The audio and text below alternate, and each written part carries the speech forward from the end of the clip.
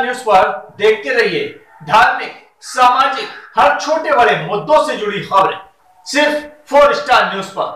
4 star news, खबर से समझौता नहीं। उत्तर प्रदेश के महोबा पहुंचे सूबे के 2 मंत्री, प्रदर्शन मामले में कार्रवाई की बात कही तो आजम खान को कम बोलने की नसीहत दे डाली।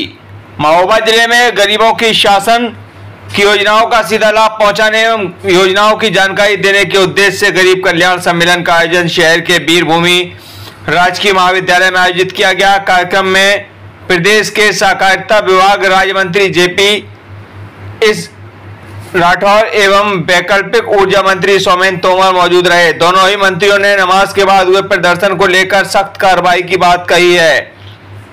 तो वहीं नुपुर शर्मा के सवाल पर जवाब को टाल गए मंत्री जी, नहीं दिया उन्होंने जवाब। आजम खान पर भी भाजपा के मंत्री ने निशाना साधते हुए कम बोलने की नसीहत दे डाली। 8 साल बेमिसाल का दावा और गरीब कल्याण एवं सुशासन की थीम पर आयोजित गरीब कल्याण योजना में शासन की योजनाओं को जन जन तक पहुंचाने के लिए कार्यक्रम स्थल के पास विभिन्न विभागों के स्टॉल के माध्यम से प्रदर्शनी में सहभागिता करते हुए उपस्थिति दर्ज कराई। आयोजित कार्यक्रम में प्रदेश सरकार के 2 मंत्री, सहकारिता विभाग राज्य मंत्री जेपी एस राठौर एवं वैकल्पिक ऊर्जा मंत्री सोमेन तोमर मौजूद रहे। इस दौरान छात्र छात्राओं को साइकिल, सिलाई मशीनें और रोजगार के लिए चेकों का वितरण किया गया।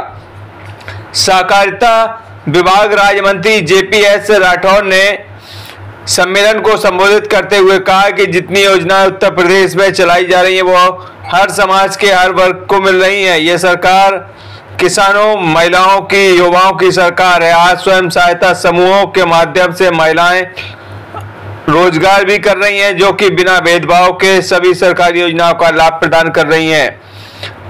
अब की सरकार संस्कार और संस्कृति की भी बात करती है। उत्तर प्रदेश में जिस तरह अपराध होते थे, लेकिन अब प्रदेश में कानून व्यवस्था का राज है।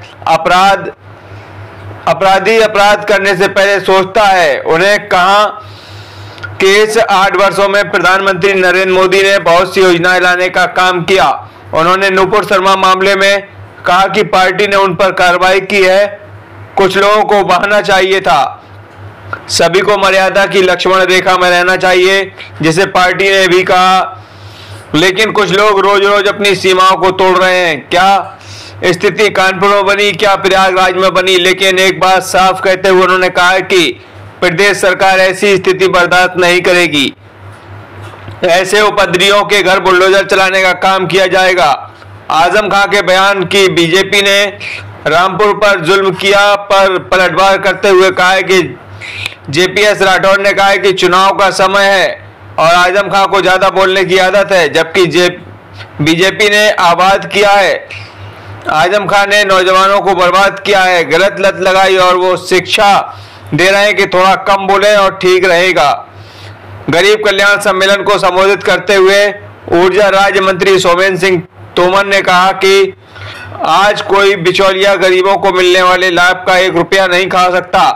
उन्होंने बताया कि योगी की सरकार बुंदेलखंड को विशेष रूप से केंद्र में रखकर काम कर रही है। उसमें बुंदेलखंड पानी सहित अन्य योजनाओं के मामले में भी लाभान्वित किया है। उन्होंने बताया कि प्रदेश में योगी सरकार उपद्रवियों और गुंडों के खिलाफ सख्त कार्रवाई कर रही है, फिर चाहे वो नुपुर शर्मा की गिरफ्तारी के सवाल पर हो, पर वो जवाब को टालते हुए नजर आए।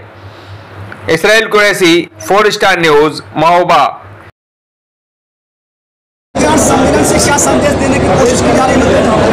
माननीय नरेंद्र मोदी जी के केंद्र में सरकार 30 मई 2014 को बनी थी।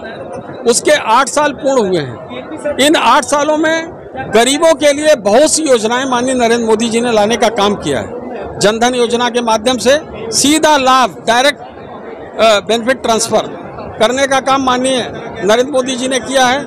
साथ ही साथ प्रधानमंत्री आवास योजना, उज्ज्वला योजना, आयुष्मान भारत योजना, किसान सम्मान निधि, बहुत सी ऐसी योजनाएं माननीय नरेंद्र मोदी जी ने लाई जो जन कल्याण के लिए समर्पित थी। और उसके साथ साथ उन्होंने कहा भी कि 2014 से 19 तक का हमारा कार्यकाल जन कल्याणकारी योजनाओं को समर्पित था। वो योजनाएं यथावत चलती रहेंगी। 2019 के बाद ये कार्यकाल जन आकांक्षाओं को समर्पित होगा, जिसमें हमने ट्रिपल तलाक कानून बनाया, जिसमें हमने धारा 370 हटाई, जिसमें हमने मर्यादा पुरुषोत्तम भगवान श्री राम का मंदिर बनने का मार्ग प्रशस्त किया। साथ ही साथ नागरिकता अधिनियम संशोधन विधेयक लाकर उसको संशोधित भी किया, ताकि 3 देश पाकिस्तान, अफगानिस्तान और बांग्लादेश, जो हमारे 6 धर्मों के लोग हिंदू, सिख, पारसी, जैन, बौद्ध और ईसाई, ये अगर वहाँ पर प्रताड़ना के कारण अपना देश छोड़ते हैं और भारत में आना चाहते हैं, तो उनको हम शरण भी देंगे, शरणार्थी के रूप में रहेंगे और धीरे धीरे उनको नागरिकता देकर उनके जीवन को सहज बनाने का कोशिश करेंगे। जगह जगह दंगे हो रहे हैं, उसको लेकर ऐसा है कि नूपुर शर्मा उसमें विषय नहीं, कुछ लोगों को कोई बहाना चाहिए था, उसलिए कर नूपुर शर्मा ने कोई बयान दिया है, उसको पार्टी ने उस हिसाब से कार्रवाई की है और हमको सबको मर्यादा की लक्ष्मण रेखा में रहना चाहिए। ये हमारी पार्टी ने संकेत सबको देने का काम किया है, लेकिन वो लोग रोज रोज अपनी सीमाओं को तोड़ रहे हैं। क्या स्थिति कानपुर में बनी, क्या प्रयागराज में हो रही है? लेकिन मैं इतना जरूर कहना चाहता हूँ कि माननीय योगी आदित्यनाथ जी के रहते हुए यहाँ पर कोई इस प्रकार से उपद्रव नहीं कर पाएगा। जो उपद्रव करेगा उसके घरों पर बुलडोजर चलेगा, वो जेल भी जाएगा। अब ऐसा है कि उन्हें तो कुछ कहना, अभी चुनाव है, तो रामपुर को कितना आबाद भारतीय जनता पार्टी ने किया है। उन्होंने लोगों को बर्बाद करने का काम किया है, उन्होंने नौजवानों को बर्बाद करने का काम किया है, नौजवानों में गलत लत लगाने का काम आजम खान जी ने किया है। वो आज हमको शिक्षा देने का काम कर रहे हैं। तो मैं इस प्रकार से उनके बयान से भी भर्त्सना करता हूं कि वो किसी तरीके से वो ठीक नहीं। आजम खान को बोलने की आदत है ज़्यादा, वो थोड़ा कम बोलें तो ठीक रहेगा।